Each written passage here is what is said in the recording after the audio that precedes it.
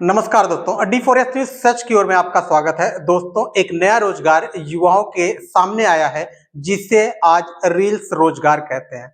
Reels रोजगार तब चर्चे में आया जब माननीय प्रधानमंत्री बिहार के चुनाव के दौरान एक रैली में संबोधन कर रहे थे और उन्होंने उस दौरान कहा कि आज का युवा रील्स बनाकर पैसा कमा रहा है और उन्होंने यह भी कहा कि हमारी सरकार 1 GB डाटा उतने में रखी है जितने की 1 कप चाय, अर्थात 1 कप चाय से भी सस्ता है हमारे 1 GB डाटा का पैसा। और इन डाटा का उपयोग करके युवा जो है आज रील्स बना रहा है जिससे वो पैसा कमा रहा है। क्या सच में आज का युवा रील्स में ही अपना भविष्य तलाश रहा है? क्या युवाओं को इसीलिए सरकार चुनना था कि वे रील्स बनाएं और उससे पैसा कमाएं? क्या अब 2 करोड़ रोजगार नहीं आएगा भारत में? क्या startup India, make in India और डिजिटल इंडिया, स्किल इंडिया ये सब सिर्फ एक कहावत के तौर पर रह जाएंगे? क्या भारत में जो ऐसे startup India, digital India, make in India और ये जो सारी चीजें भारत में बताई गई थी, क्या अब वो दूर हो गई हैं? क्या वास्तव में अब भारत का युवा एक चाइनीज फोन के भरोसे है और विदेशी ऐप के भरोसे है?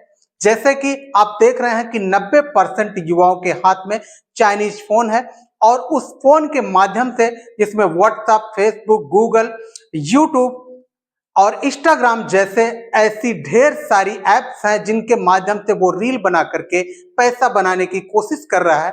और इसमें भी लगभग 5% ऐसे लोग हैं जिनको इस रील्स के माध्यम से कुछ न कुछ पैसों का अर्जन हो रहा है। अब इसे भी सरकार ये कह रही है कि आज का युवा रील्स बनाकर पैसे कमा रहा है।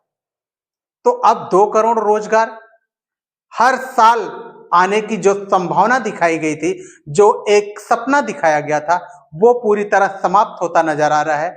कभी आपको कहा गया कि पकौड़ा तलना एक रोजगार है, फिर कहा गया कि रील्स बनाना भी एक रोजगार है और इसके बाद ये कहा जाएगा कि सिर्फ घर पर बैठे रहना ही एक रोजगार है, किसी तरह जीवित रहना भी एक रोजगार है।